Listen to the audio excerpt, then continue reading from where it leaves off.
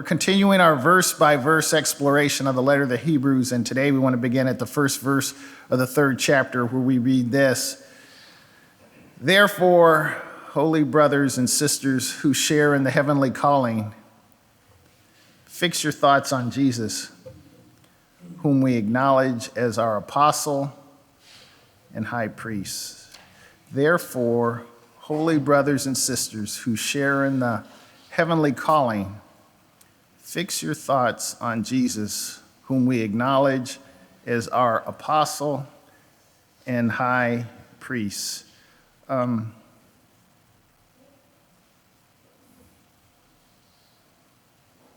shared before, I share now, that too often our pursuit seems to be in terms of, again, I sound like that old guy, get off my lawn, it's because I am not of the generation. I appreciate what social media can do, but I also lament what social media has done. And what it has done is unfortunately reinforced, maybe started, maybe just reinforced. You guys tell me, a certain narcissism that was probably there started in the garden, that all eyes on me, just me. I've shared before, I share now, your behavior will determine your title. Your behavior will determine your title. And so here you have, before even the command, the identity. Holy brothers and sisters. Holy brothers and sisters, sharers in a heavenly calling. So the writer of the letter to the Hebrews is reminding the audience who they are before even telling them what to do. That's why I'm nobody special, but I can see in certain personalities, oh, wow, you're a minister of the gospel. Oh, you're an evangelist. You're this. And it's just like, I shared before, I share now. I believe it was obviously some type of messenger of God, be it an angel or not. But again, I'm on my way to do whatever I was going to do at a hospital, and then a person just identified me. Oh, you're a minister of the gospel. And it's like, you got the wrong guy. That's not me. That's not me. Well, before he left, before we parted, he confronted me and said, well, you can deny your calling if you want to. You don't even know me from a can of paint, but something gave you utterance to say you're a minister of the gospel of Jesus Christ. Why is all of this important? Again, remember who the audience is. The audience, the original audience is to an urban church, probably a house church. Well, they were all house churches more or less back then. But in an urban setting, maybe Rome, maybe. And why? Because the times were difficult and they were about to become more difficult. The times were difficult and they were about to become more difficult. So I'm trying to prepare you, as Pastor Meeks is trying to do too. I'm trying to prepare you for what's to come. Well, what is to come? We don't know what's to come, but times are difficult and they're going to become even more difficult. So why is that? Why, holy brothers and sisters? Because if you have a grasp of who you are, then that will be propellant. That will be fuel to help you move along that path of what you need to do. If you don't know who you are, then it's just like, you know what? It's kind of like, maybe it's not exact parallel. Well, Peter is like, he wasn't quite sure. And so when it became difficult and your life was literally on the hand, he's like, I'm not one of them. I'm not with them. I'm not down with them. Well, your speech, you sound like him. Well, you hear some speech? Let me give a few curse words. And that'll then determine, is like, oh, well, maybe you're not, But a healthy and proper understanding of who we are will be jet fuel, will be propellant, will be gasoline for that engine. Because if you forget who you are, you will drift. And you become just mere, you were on that show, that television show, Survivor. I'm just trying to survive. And I'm just, but do you know who you are? You're a holy brother and sister who share in a heavenly calling.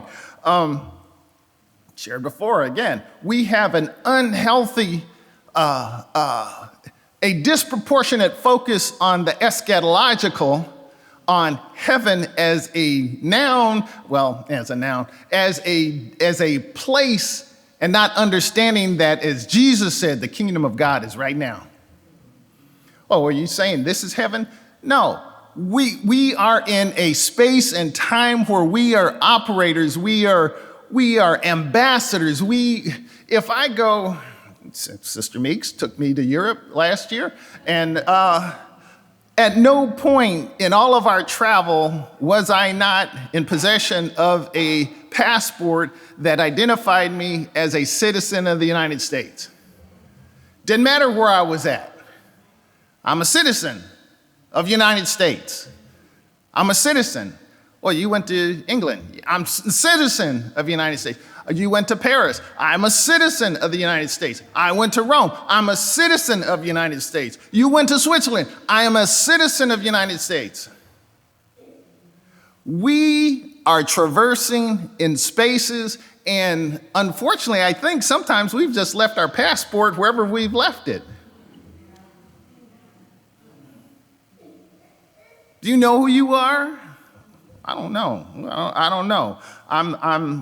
Who I am is confused. Who I am is worried. Who I am is filled with doubt. Who I am it's like, do you not know you're a holy brother? Do you not know you're a holy sister? And do you not know that you have a heavenly calling?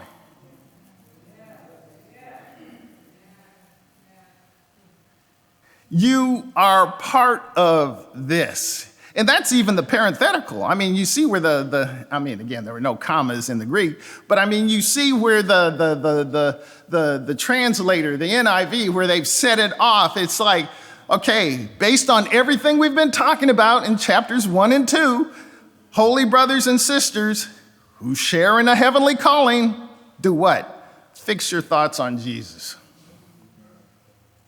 Fix your thoughts on Jesus. You ever, Sister Meeks tolerates my driving.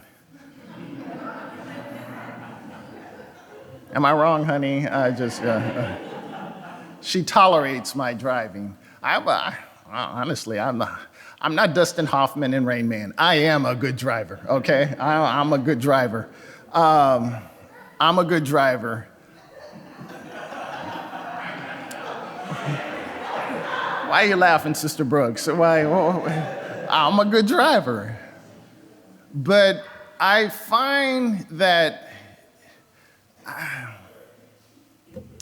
if I start to look a certain way, I'll start to go that way. And I don't intend to. They got the little raised, little bumpy thingies in the streets to kind of keep you. And you even got driver's assist. Man, that'll preach. I mean, you've got the driver's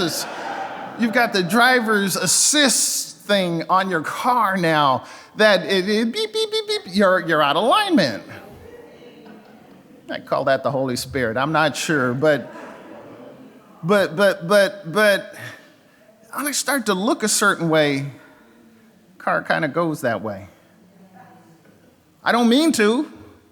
I'm drifting because I'm no longer fixing my eyes on where I need to go. And trust and believe that the word fixing isn't like, no, it's like I'm locked in.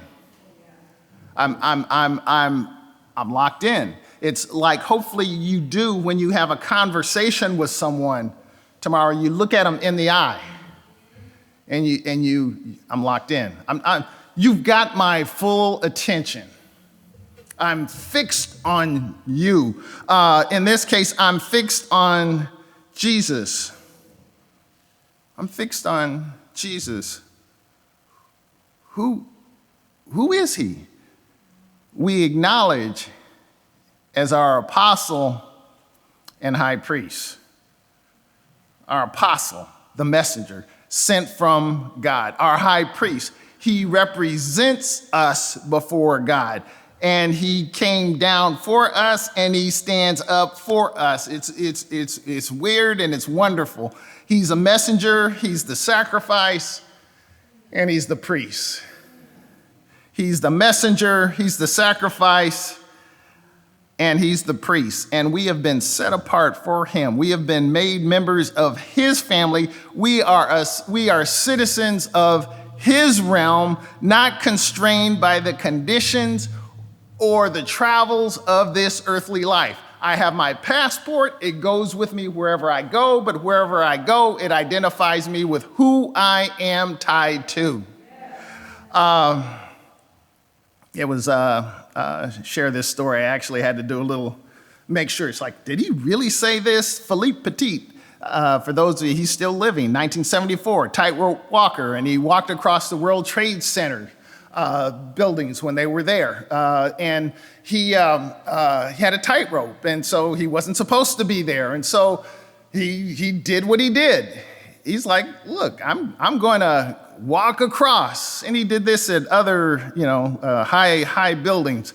I am acrophobic. I mean, to climb up on a ladder to do some measurements on those windows, it took every bit of Jesus for me to do that. That's just not in me. And the whole idea that you're going to be over 100 stories in the air on a rope for whatever reason, exhilarating reason, to be famous reason, you're going to walk across a tightrope with no net, no harness, just a pole in your feet, and you're going to walk across this, and the wind's blowing, and this is what he said. When asked how did he do it, he said something like this: if I look at the towers, I wobble. If I look at the wind, I panic. I fix my eyes on the cable, only the cable.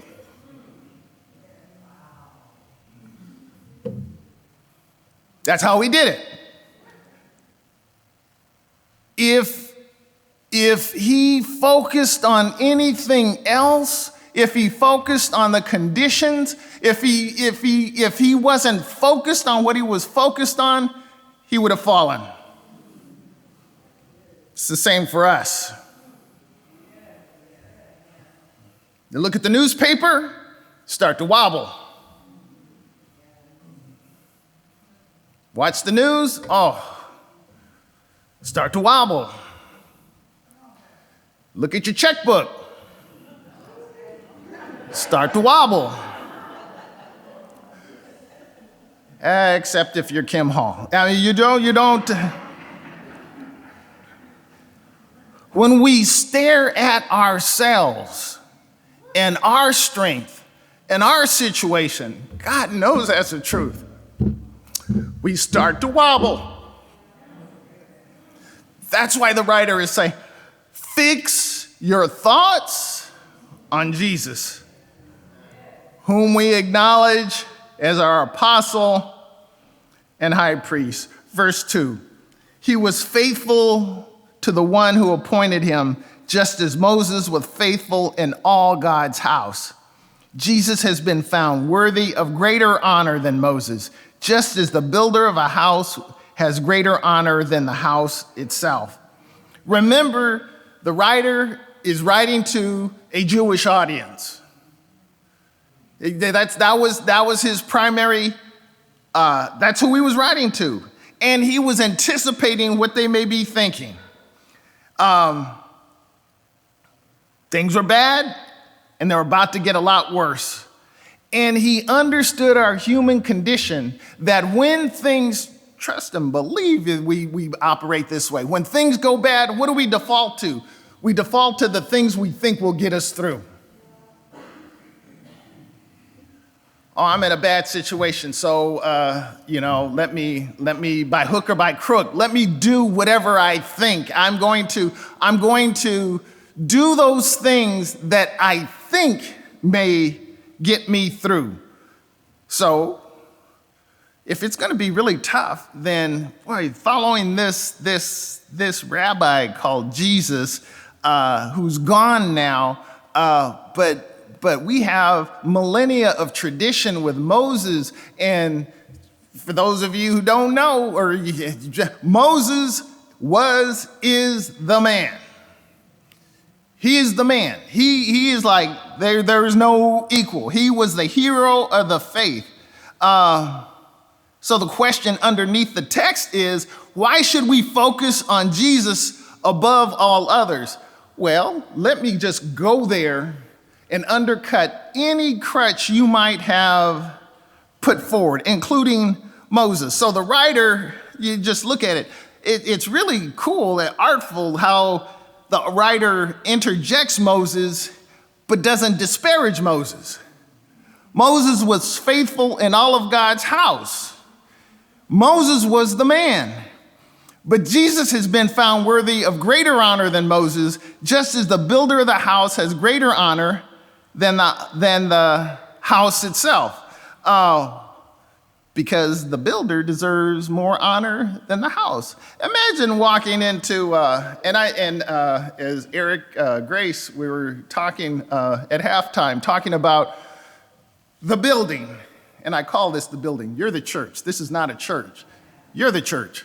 This is a building. So we walk into the building, and he was saying, how the light projects through the building and the shadows and all of that. It's beautiful. It's beautiful. It is beautiful. But I think about, somebody built this thing. Who were the builders of this thing? It's the thing, but somebody built the thing. What are you saying? Too often we worship the thing, and we don't think about, buildings just don't spring up by themselves. It's just, I try that, it's like, I'd like a house. And you just sit there and stare at the ground, and it's just like, I'm waiting for it to pop up. I'm waiting. No, somebody has got to go through the effort to erect the building. So it only stands to reason that the architect, the builder, deserves more glory than the structure itself. See, Moses was part of the structure of the redemptive history that we enjoy now. But Jesus is the architect, and don't get the two confused. Don't get your knowledge, skills, and abilities. Don't get your checkbook. Don't get your anything that you would think outside of Christ in place of Christ, thinking that, that's what got me to where I'm at. No, that's just part of the building. Again, the temptation is to retreat to what felt familiar. And so in this case, it's Moses. It's tradition. It's Pastor Meeks, it's family, it's political identity, it's any number of things, good things, and it may be even me. It's like, what, I'm pretty smart. I got this, I got that. It's like, no, none of them built that spiritual house. Only Jesus. Verse 4. For every house is built by someone, but God is the builder of everything. Moses was faithful as a servant in all God's house, bearing witness to what would be spoken by God in the future. But Christ is faithful as the son over God's house. Again, the writer is driving home the point.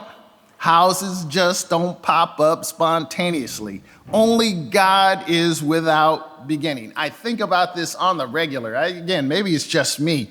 I'll be driving along, not drifting, focus. I'll be driving along and I'm just thinking, man, it is unfathomable. It's just God without he's always been. He always will be. We talk about Big Bang, and yeah, there was a Big Bang. Well, who created the Big Bang? But when we start to go down that path of thinking of without beginning, without end, always existing, that just, I don't know, maybe it's just me. It just does something to me. Moses was God's man. He was a faithful servant. Your homework, read Numbers 12. Read Numbers, Genesis, Exodus, Leviticus, Numbers 12. Read Numbers 12. And it's an account of God confronting Miriam and Aaron for their rebellion, for lack of a better word, against Moses and him taking on a Cushite wife. We'll just leave it at that. None of this is a knock on Moses. It was the writer's attempt to put things in proper perspective. Jesus is faithful as a son over God's house. But here's the difference. In the house versus over the house. In the house versus over the house. You just think about this. You can have a manager over an estate that manages it. It does well, maybe even a deacon or a pastor or a ministry leader, maybe a father, maybe a mother. But then you have Jesus, who rules over the house. Why are you driving this home, Pastor? Because we tend to believe that I hit a triple and God knows I was born on third base. That somehow we've achieved certain things because I'm so talented, I'm so smart, I'm so this. And it's like, no, it's God's grace that got us to where we are, where we're at. This Jesus and everything else are altogether different categories. Jesus is over the house.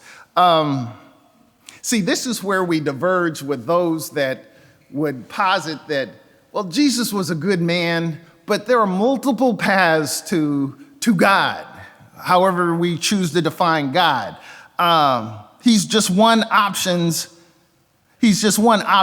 among many. No. We don't admire Jesus. We bow before him. We don't admire Jesus. We bow before him.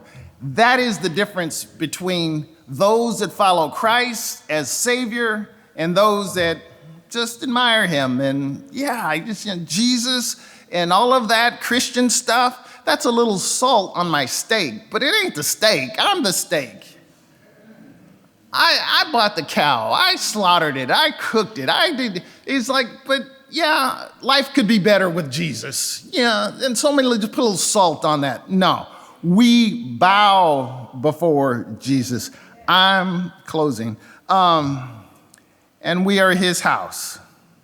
If we indeed hold firmly to our confidence and hope in which we glory. And we are his house if indeed we hold firmly to our confidence and the hope in which we glory. You are the house, not the building, not the brand name, the people, his people. Don't get Don't get confused with, don't go down the path of works salvation where you say, well, if we hold firmly to our confidence and the hope in which we glory, what if, no. It means our endurance will reveal our authenticity.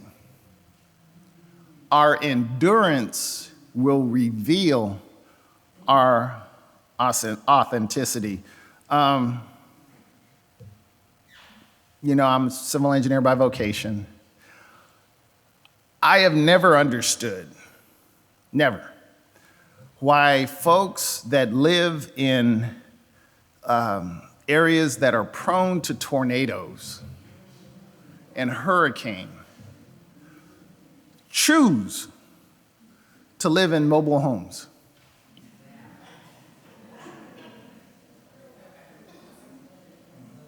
It's a choice.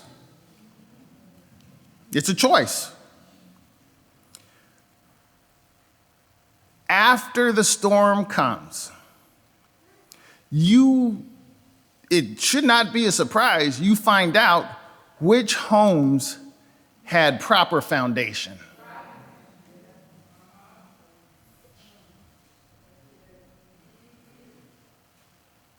The storm doesn't create the foundation, it reveals the foundation.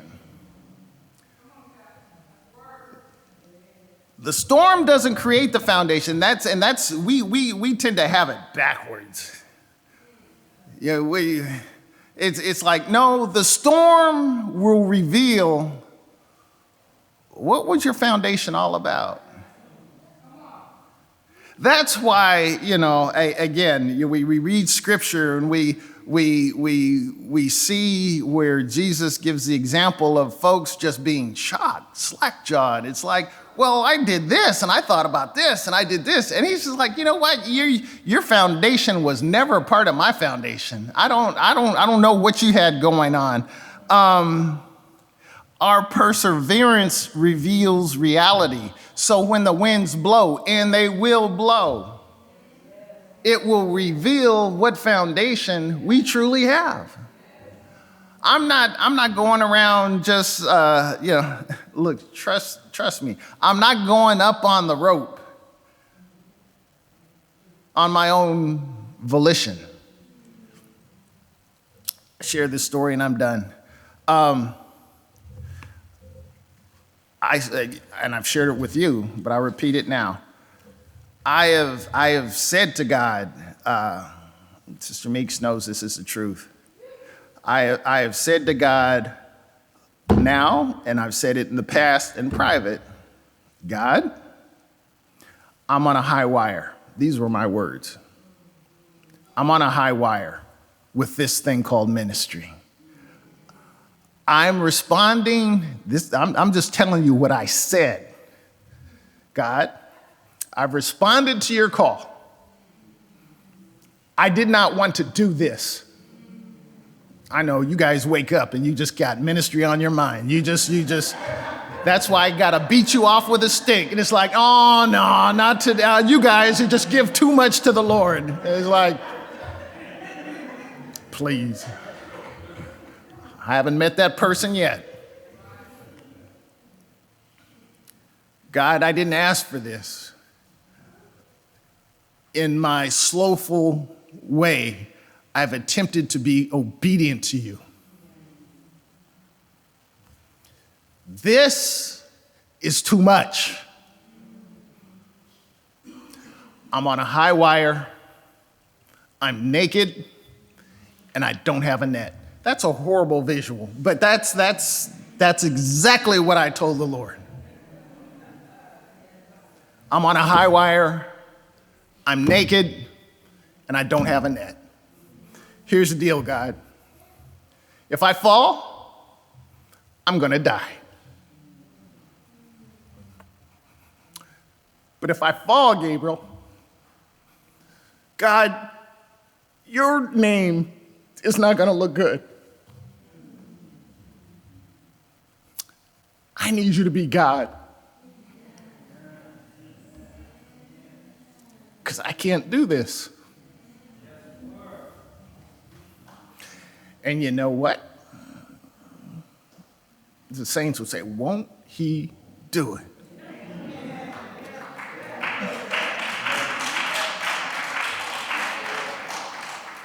Not some of the time, not occasionally, not every now and then, every time. Every time. Do you want to know all the details? Ask anybody on the board. Ask Kimberly Smith. When it looks like, man, this is, another issue. And God's like, boys, sit down. I got this.